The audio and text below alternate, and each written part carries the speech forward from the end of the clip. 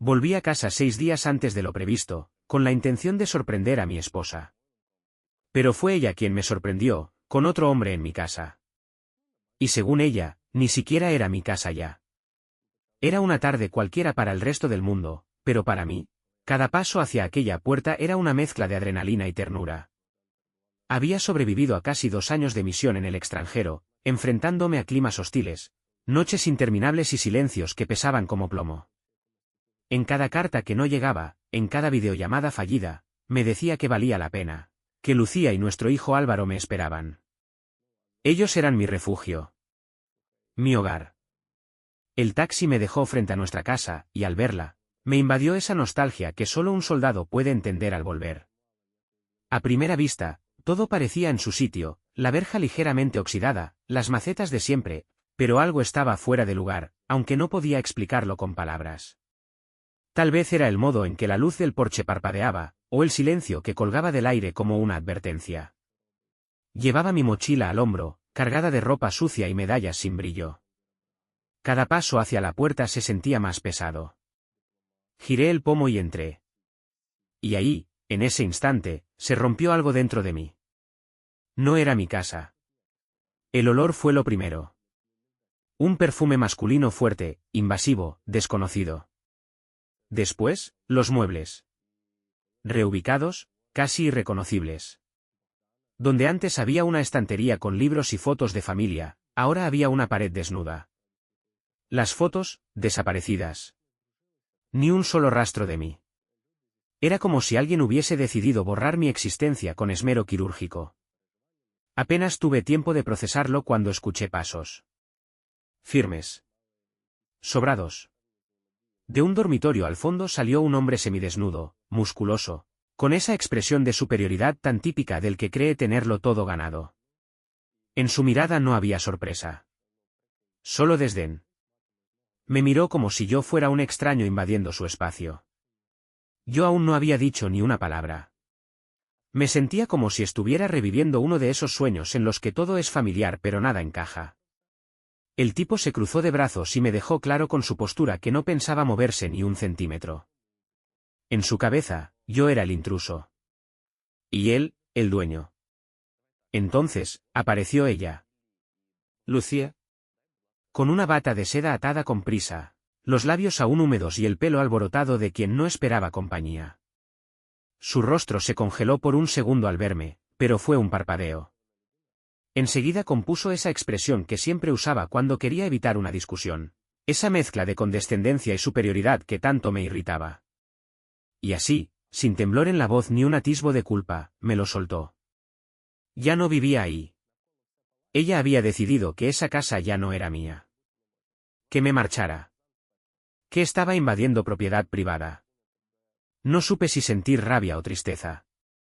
En vez de gritar, me quedé quieto, escuchando, observando. Noté como mi corazón empezaba a latir más rápido, pero no por furia. Era decepción pura, cruda. La clase de dolor que no sangra, pero que te va desgarrando por dentro. Pregunté por Álvaro. Esperaba que al menos él bajara corriendo por las escaleras al oír mi voz. Pero no pasó. Lucía me dijo que se había ido, que tuvo problemas y se marchó hace meses, que no sabía nada de él. Lo dijo con la misma indiferencia con la que uno comenta el clima. Sin emoción, sin responsabilidad. Y ahí supe que algo no cuadraba. Lo sentí. No era solo la ausencia de nuestro hijo. Era la forma en que ella evitó sostenerme la mirada al mencionarlo. El pequeño temblor en su mano izquierda que siempre aparecía cuando mentía. Lucía no me estaba diciendo la verdad. Y mi instinto, afinado por años de servicio, me decía que detrás de esas paredes había mucho más que una infidelidad. No monté una escena. No grité. No supliqué. Recogí lo poco que me quedaba de dignidad, giré sobre mis talones y salí de esa casa como un extraño. Cerré la puerta con cuidado, como quien entierra a un ser querido. El viento frío me golpeó el rostro al salir, y aún así dolía menos que lo que acababa de vivir adentro. En el asiento trasero del coche que tomé después, me permití cerrar los ojos. Y no para descansar. Sino para recordar. Para repasar cada momento compartido, cada foto que ya no estaba en la pared, cada promesa que Lucía me hizo cuando vestía de blanco y yo la miraba como si fuera la única persona en el mundo. Pero ahora solo era otra mentira. Y en ese silencio lleno de preguntas, entendí algo: la guerra no había terminado cuando dejé el frente. No. La verdadera guerra acababa de empezar. Esa noche no dormí. El reloj de pared en el cuarto barato donde me hospedaba parecía marcar los segundos con martillazos. Me tumbé mirando el techo, repasando cada imagen del reencuentro fallido. La casa, el desconocido en calzoncillos, Lucía con su bata de seda, la mentira sobre Álvaro. No sabía qué me dolía más, la traición o el hecho de no haberla visto venir. Me habían entrenado para detectar amenazas, para anticiparme al enemigo. Pero nunca imaginé que el enemigo dormiría en mi cama. La rabia estaba ahí, ardiendo bajo la piel, pidiendo salir a gritos. Pero años de servicio me habían enseñado a no actuar en caliente. En combate, perder la calma podía costarte la vida. Aquí, perderla podría costarme algo peor, a mi hijo. En vez de dejarme llevar, decidí que era hora de contactar con alguien en quien aún podía confiar. El sargento Ramón. Mi viejo compañero de batallón, retirado desde hacía años, vivía no muy lejos. Era el tipo de hombre que sabía moverse en las sombras sin levantar sospechas. Le mandé un mensaje corto. Al día siguiente, a primera hora, nos encontramos. Ramón no hizo preguntas innecesarias. Me miró, asintió, y supo que había que actuar. Lo vi en sus ojos. En la manera metódica con la que sacó su libreta, en su tono pausado mientras trazaba un plan. Él también había visto hombres destruidos por cosas como esta. Por dentro y por fuera. Durante días, trabajamos en silencio. Mientras yo fingía ser un simple veterano recién llegado, Ramón empezó a tirar de hilos. Revisó registros bancarios, habló con contactos en el ayuntamiento, antiguos compañeros con acceso a bases de datos que el ciudadano común jamás vería. Lo que encontramos fue peor de lo que imaginé. Lucía no solo me había borrado de la casa. Me había borrado de nuestras cuentas. Desde hacía meses, estaba desviando parte de mi paga militar a una cuenta personal, distinta de la que usábamos antes de que partiera. No era torpe, lo había hecho poco a poco, en cantidades que pasaban desapercibidas. El rastro era sutil, pero lo seguimos. Y allí estaba, alquileres, cenas de lujo, joyas, pagos en efectivo. Todo para mantener su nueva vida con Iván. Cada vez que yo comía raciones frías bajo una lona agujereada, ella pedía vino caro. Cada noche que pasaba vigilando un puesto bajo la lluvia, ella dormía en sábanas que yo había pagado, en otro colchón. Pero lo que de verdad me desmoronó no fueron las cifras ni los objetos. Fue lo que descubrimos sobre Álvaro. En una conversación con una trabajadora social que Ramón conocía, conseguimos acceso a un informe. Mi hijo había sido reportado como involucrado con un grupo juvenil delictivo. Robos menores, peleas, vandalismo. Nada grave aún, pero en dirección descendente. La trabajadora decía que el entorno familiar había sido un factor determinante: madre ausente, figura paterna lejana, y un hombre nuevo en casa que no mostraba interés por el chico. Leer eso fue como recibir un disparo en el pecho. Álvaro no se había ido por rebeldía. Se había perdido. Y su brújula, yo, no estaba. Me lo imaginé deambulando por las calles de noche, buscando un lugar donde encajar. Buscando en desconocidos el cariño que su madre no le daba. Recordé sus mensajes antes de que cortara comunicación. Eran cada vez más cortos, más distantes. Hasta que se apagaron por completo. Y yo, creyendo que solo era la adolescencia. Qué ingenuo fui. Ramón me encontró una tarde, sentado en la parte trasera de su taller, con la mirada perdida. Me ofreció una cerveza que no acepté.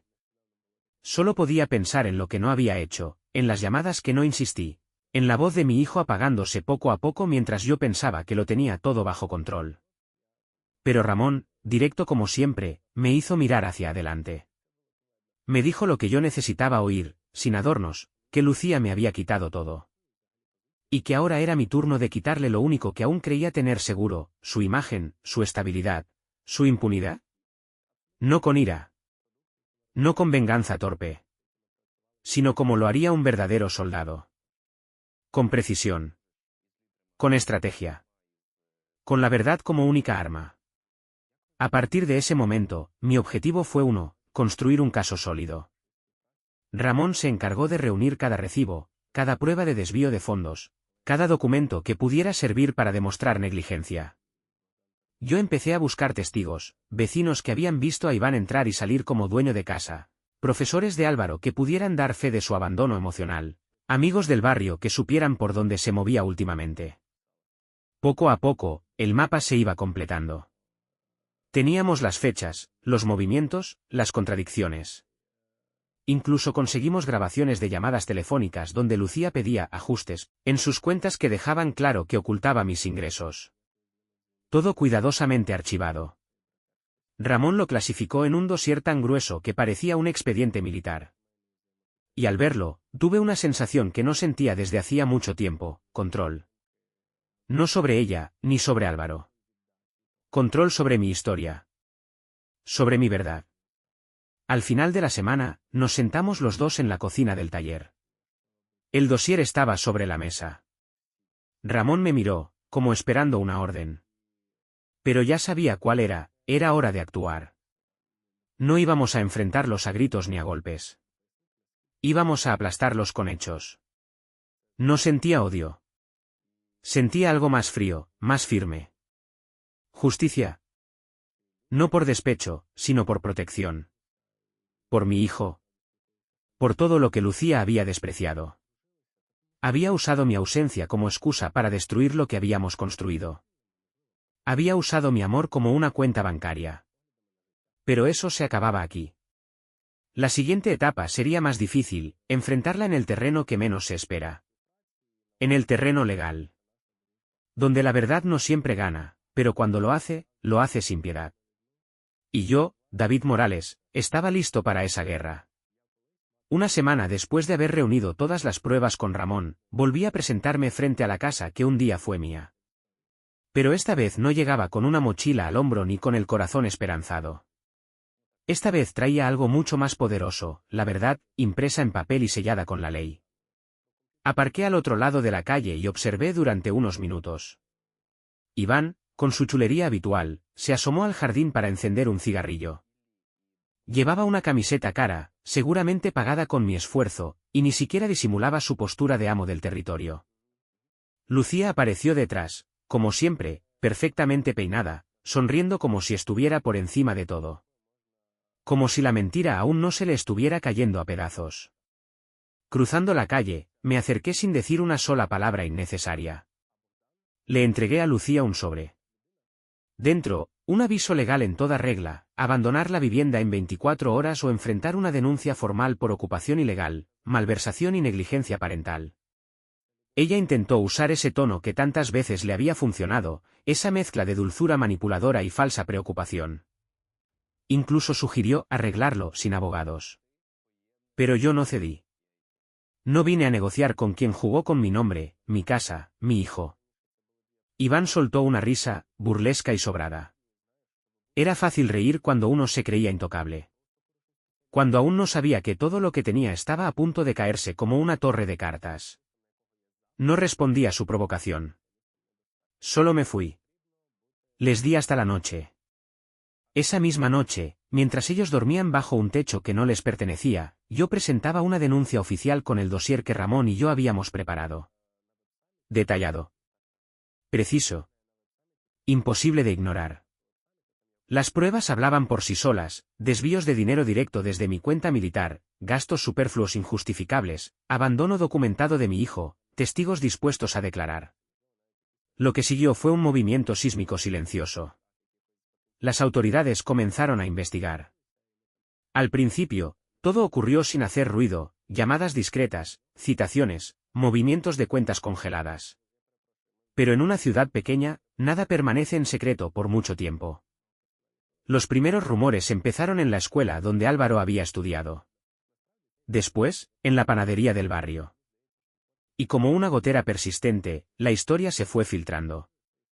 Ya no era el soldado que abandonó a su familia, como Iván había intentado pintar. Ahora era la mujer que vació las cuentas de su marido mientras él servía al país. La madre que dejó a su hijo a la deriva mientras vivía una novela con otro hombre. El relato cambió. Y con él, cambió la mirada de los vecinos. Lucía intentó resistir. Apretó los dientes, sonrió más que nunca en público, incluso aumentó su actividad en redes sociales con fotos cuidadas y frases de autoayuda que contrastaban con el caos que vivía puertas adentro. Pero detrás de esa fachada, todo se desmoronaba. En un intento desesperado por recuperar algo de control, cometió un error que selló su destino. Contactó con la exprofesora de Álvaro, una mujer mayor que había sido testigo directa del abandono del chico. Era una testigo clave en el juicio. Lucía se reunió con ella una tarde cualquiera, en un café discreto. Le deslizó un sobre, le pidió que olvidara detalles, que ayudara a evitar un escándalo. No contaba con que la profesora, íntegra hasta la médula, no solo rechazaría el intento de soborno, sino que lo denunciaría. El sobre, con todo su contenido, fue entregado directamente al juzgado. El escándalo ya no era un rumor. Era noticia. Y ahora no solo se hablaba de infidelidad o abandono. Ahora se hablaba de manipulación, coacción, y posibles cargos penales. En el vecindario, las cosas cambiaron de golpe. La sonrisa fingida de Lucía ya no engañaba a nadie. Algunos vecinos dejaron de saludarla. Otros murmuraban a sus espaldas mientras ella pasaba. El supermercado, la peluquería, incluso la plaza del barrio, todos sabían. Todos la señalaban, aunque fuera con miradas. Iván, al ver que el suelo empezaba a temblar bajo sus pies, hizo lo que mejor sabía hacer, irse antes de que todo se viniera abajo. Una noche se marchó, sin dejar nota, sin responder llamadas. Simplemente desapareció. Tal vez ya intuía que la justicia no tardaría en tocarle la puerta también. Después de todo, el dinero ya no fluía. Y sin dinero, para él, no había relación. Lucía, sola en la casa que estaba a punto de perder, empezó a mostrarse más errática. Ya no salía tan arreglada. Ya no subía fotos sonrientes. Ya no caminaba con la cabeza alta. La mujer que se creía intocable ahora caminaba por la sombra, intentando evitar las miradas, como una ladrona a la que por fin todos habían descubierto. Yo no celebré. No me emborraché ni sonreí frente al espejo. Solo me senté en silencio, en casa de Ramón, y cerré los ojos un momento. Porque sabía que la guerra aún no terminaba. Pero había ganado el primer terreno. Lo había hecho sin levantar la voz. Sin romper nada. Sin devolver el golpe como lo esperaban. Lo había hecho como un soldado.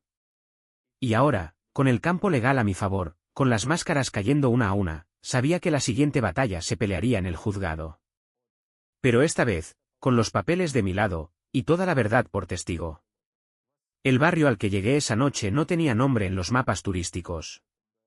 Las luces parpadeaban como si hasta la electricidad dudara de quedarse.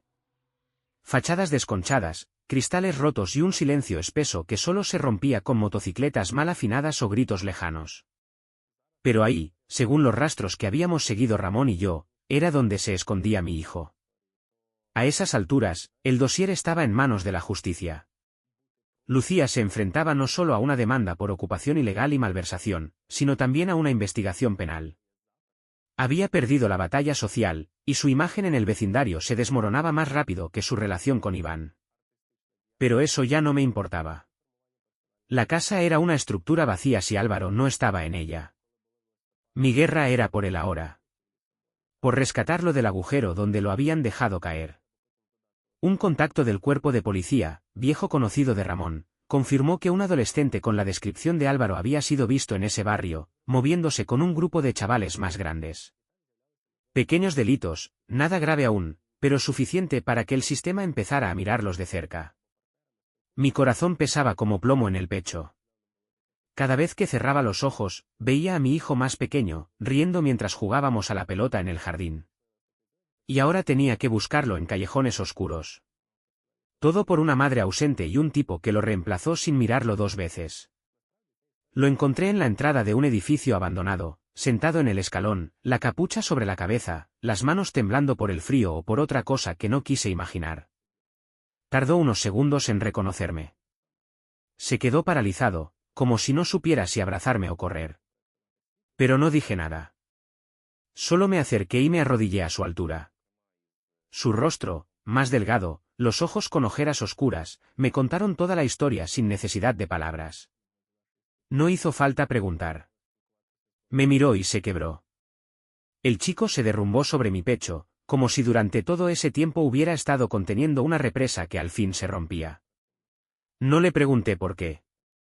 No le pedí explicaciones. No era momento de reproches. Lo abracé, fuerte, sintiendo como su respiración se agitaba contra mi pecho. Le susurré que ya estaba a salvo. Que nada de eso era culpa suya. Que su sitio estaba conmigo, no con los fantasmas que su madre le había dejado en casa. Esa noche no regresamos al barrio. Fuimos a un lugar seguro. Ramón había preparado una habitación pequeña en su casa. Un colchón limpio, un juego de sábanas nuevas y silencio, mucho silencio, el tipo de paz que uno olvida cuando vive entre el ruido de las calles que lo empujan al abismo. Pasamos los días siguientes sin prisa. Álvaro apenas hablaba al principio. Dormía con una luz encendida, comía poco. Pero con el tiempo, fue soltando. Me contó cómo Lucía lo dejaba solo por días enteros, cómo Iván lo trataba como un estorbo, cómo los billetes desaparecían de su mochila sin explicación y cómo los amigos del barrio lo hicieron sentir visto por primera vez en meses. Me dolía cada palabra como si fueran balas. Pero no lo interrumpía. Necesitaba vaciarse. Cuando al fin estuvo listo, lo llevé al juzgado. Su testimonio sería clave. Y aunque era injusto que tuviera que revivir todo eso ante extraños, le aseguré que no estaba solo. Esta vez no lo dejaría caer. El juicio fue todo menos sencillo. El abogado de Lucía había decidido usar mi carrera en el ejército como arma en mi contra. Pintó una imagen de mí como un hombre trastornado, incapaz de adaptarse a la vida civil, inestable emocionalmente, una amenaza potencial. Según él, yo era un padre ausente por elección y ahora pretendía imponer una imagen de salvador cuando en realidad era el causante del caos familiar. Lo dijo todo con una voz pausada, segura, como quien cree tener la razón de su lado. Yo no reaccioné. Solo miré al juez. Sabía que él escuchaba, pero también observaba. Y las mentiras, tarde o temprano, se notan en los ojos. Después fue el turno de nuestros testigos. Vecinos que confirmaron haber visto a Lucía con Iván durante meses, mientras Álvaro estaba solo en casa. Profesores que hablaron del cambio drástico en el comportamiento del chico, de su tristeza silenciosa. Compañeros de trabajo que conocían mi integridad, mi dedicación como padre incluso desde miles de kilómetros de distancia. Y luego, llegó él. Álvaro. Lo vi caminar hacia el estrado con pasos inseguros. Llevaba una chaqueta que le quedaba grande y el cabello aún desordenado, pero había algo en su postura que no era el mismo niño roto que encontré en la calle. Miró al juez, respiró hondo, y habló. No adornó nada.